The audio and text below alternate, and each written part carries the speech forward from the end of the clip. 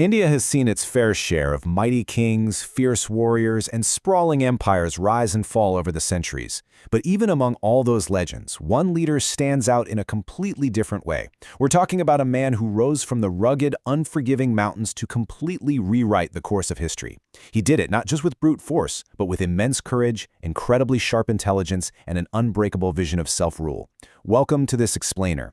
Today, we are going to completely break down the extraordinary life and tactical genius of one of India's absolute greatest military minds and visionary leaders, Chhatrapati Shivaji Maharaj.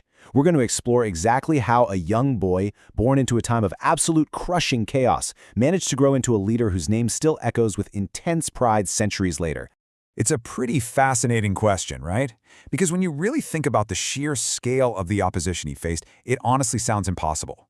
The 17th century was an incredibly turbulent, dangerous time in India. You had the mighty Mughal Empire aggressively expanding its reach across the subcontinent, and down in the Deccan region, you had several powerful sultanates ruling with an absolute iron fist. For the common people, life was brutally hard. Heavy taxation, endless territorial wars, and deep political instability were just everyday reality.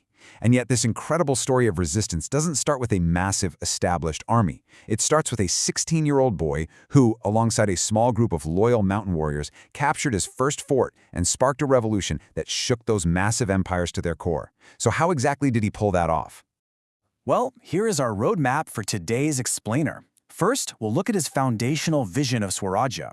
Then, we'll dive into mastering mountain warfare.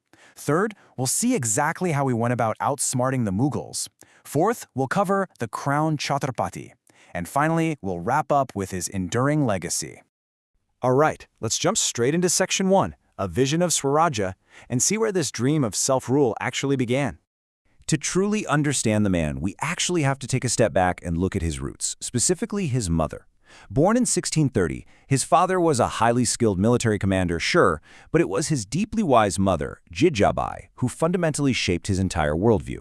Jijabai was exceptionally wise, deeply religious, and fiercely determined. She practically raised young Shivaji on the epic stories of the Ramayana and Mahabharata, instilling in him these rock-solid ideals of justice, courage, and dharma. But her greatest contribution? She planted a very specific seed in his mind, the dream of Swarajya. And Swarajya literally translates to self-rule. It wasn't just about grabbing territory. It was a vision of a kingdom where local people could actually live with true dignity and freedom, completely free from the crushing weight of foreign expansion. That single, powerful idea became the absolute foundation for every action he took. And you know, this vision is exactly why his sudden rise was so incredibly disruptive to the powers that be. He offered a stark, night-and-day contrast to the brutal status quo. Think about your typical 17th century ruler. It was all about oppressive taxation, ruthless warfare, and extracting as much wealth as possible. Shivaji took an entirely different path. He was completely upending the brutality of his era. Under his administration, farmers were actively protected from predatory taxes. Places of worship, and this is crucial, for all faiths were deeply respected, and women and civilians were strictly protected during any military campaigns. He fundamentally believed that a king existed for the welfare of his people, not the other way around. That mindset alone made him a total anomaly in the 17th century. Which brings us to Section 2, mastering mountain warfare. Because having a great vision is one thing, but defending it is another entirely. As Shivaji's influence rapidly grew, starting with that first capture of Torna Fort at age 16 and quickly spreading to strongholds like Raigad and Purandar, the larger regional powers started getting deeply threatened. Conflict was absolutely inevitable. The Bijapur Sultanate finally decided enough was enough. They needed to crush this growing Maratha rebellion once and for all. So they sent out Afzal Khan. Now, Afzal Khan was a giant of a man, one of their most feared and combat-experienced generals. He was completely confident he'd crush Shivaji without breaking a sweat. In 1659, the two leaders actually agreed to meet face-to-face at the foothills of Raigad Fort to negotiate.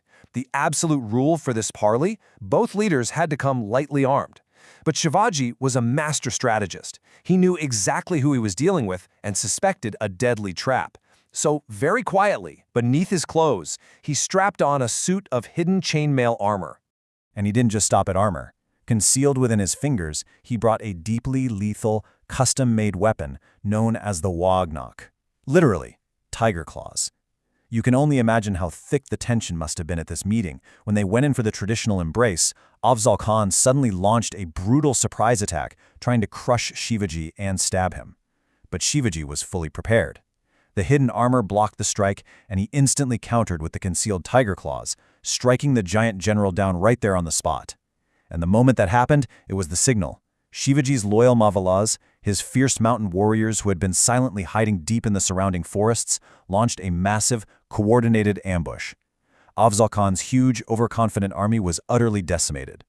This victory sent absolute shockwaves across the entire Deccan. This supposed underdog had just outplayed and eliminated the era's most terrifying general. Now, what's really fascinating here is that this victory against Afzal Khan was definitely not just a stroke of lucky timing. It was the flawless execution of a highly refined, deeply thought-out tactical doctrine. You see, Shivaji Maharaj fundamentally transformed how warfare was fought in India by perfecting a system of guerrilla tactics. They called this revolutionary approach Ganami Kava. So let's actually break down what this Ganami Kava advantage looked like on the battlefield. Instead of relying on massive, slow-moving armies that just crashed into each other head-on in open plains, which is what the Mughals and Sultanates preferred, Shivaji leaned entirely into fast movement and total surprise. Growing up in the intensely rugged Sahyadri Mountains, he and his men knew every single cave, valley, and cliff. They used that deep knowledge of the terrain as a weapon. They would execute these lightning-fast precision strikes and then literally seem to vanish back into the mountains before the enemy army could even mobilize a response. And to anchor this entire system, he built an incredible network of fortified hill bases across Maharashtra. These forts were nearly impenetrable military bases and supply hubs that frustrated the living daylights out of the massive Mughal armies. But, and this is a real testament to his genius, his strategic brilliance did not stop at the mountain peaks. He had incredible geopolitical foresight. While he was mastering land warfare, Shivaji was looking out at the ocean and realizing something crucial. Foreign powers like the Portuguese, the cities, and the increasingly ambitious British were gaining massive leverage through their control of the seas. He knew he couldn't leave his flank completely exposed like that. So he looked beyond the mountains and actively built one of India's earliest organized, dedicated naval forces. By constructing formidable, state-of-the-art coastal forts like Sindhudurg, he created a naval shield to fiercely protect the western coastline. All right, let's move right into Section 3, outsmarting the Mughals, because this is where the stakes get astronomically high. So, Emperor Aurangzeb up in Delhi is getting increasingly alarmed. This Maratha leader is actively and successfully disrupting Mughal expansion in the Deccan.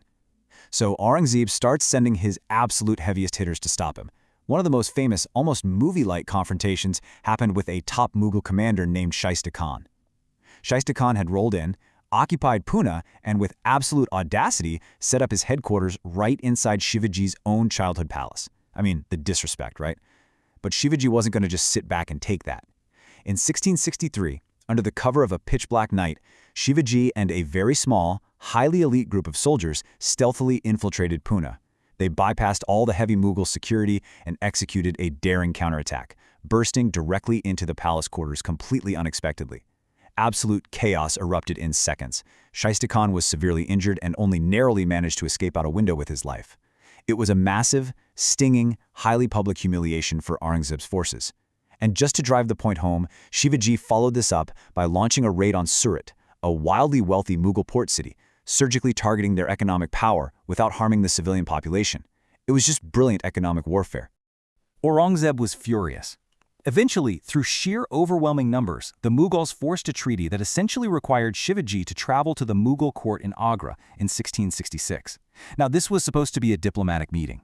But instead of being honored as a fellow ruler, Shivaji was deliberately insulted and made to stand among lower-ranking nobles.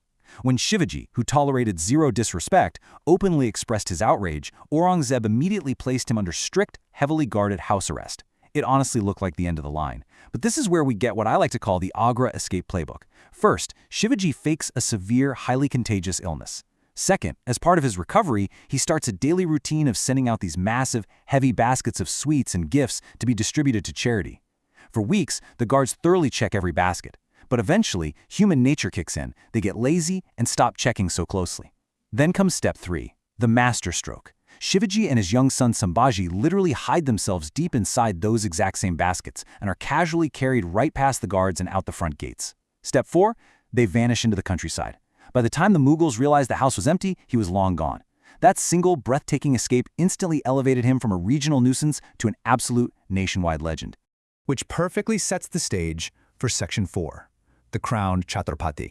After literally decades of fighting as the ultimate underdog, constantly outsmarting elite generals and escaping the direct clutches of an angry emperor, Shivaji finally legitimized his lifelong dream. In 1674, a truly grand and historic ceremony took place high up at Raigad Fort. Shivaji was formally and officially crowned as Chhatrapati. For the first time in centuries, a powerful, completely independent Hindu kingdom had emerged in western India. Now, this coronation wasn't just about the ego of placing a gold crown on his head.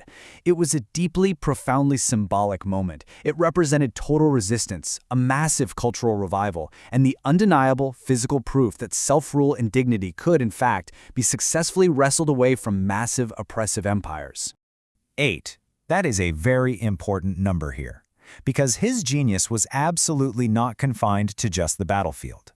Once crowned, he established the Ashta Pradhan, a highly sophisticated, highly efficient central council made up of 8 specialized ministers. He completely revamped the entire regional administration. He standardized revenue systems so farmers weren't exploited, he aggressively protected regional trade routes, and he actively promoted the use of regional languages in official work. And perhaps most impressively for the time, he rigorously rewarded talent and true capability over someone's birth status or caste. It proved definitively that his administrative skill and his genuine commitment to public welfare were completely equal to his legendary military brilliance. His people deeply trusted him, and his leadership style inspired a kind of profound, unbreakable loyalty that money simply cannot buy. Let's move into our final section, an enduring legacy.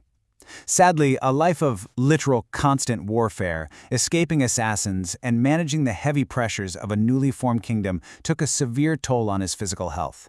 He passed away at Raigad Fort on April 3, 1680. He was only 50 years old. But when we look back over the complete arc of his life, it is just staggering. We are looking at a true once-in-a-generation visionary. From his birth in 1630 to boldly capturing his first major fort at just 16 years old. From outsmarting and defeating the giant Afzal Khan with hidden tiger claws, to pulling off one of the greatest, most daring escapes in human history right out of Agra, to finally, rightfully being crowned Chhatrapati in 1674. He didn't have the biggest army or the most money, but he consistently overcame literally impossible odds through sheer, raw intelligence, incredible foresight, and an absolutely unyielding moral compass. And the amazing thing is, even though his life was cut short at 50, his death did not end his vision. Not even close. The Maratha Empire that he single-handedly founded continued to expand and grow into one of the absolute dominant political and military powers in India over the next century. And that brings us to our final takeaway for this explainer. Ultimately, Chhatrapati Shivaji Maharaj wasn't merely just another king in the history books. He was the primary architect of a deeply enduring idea. He proved time and time again that true leadership requires an equal measure of physical courage and profound morality. He showed the world that yes, ordinary everyday people can indeed stand up and successfully resist massive systemic oppression. He proved that Swarajya, the right to true self-rule, freedom, and dignity, is always worth fighting for.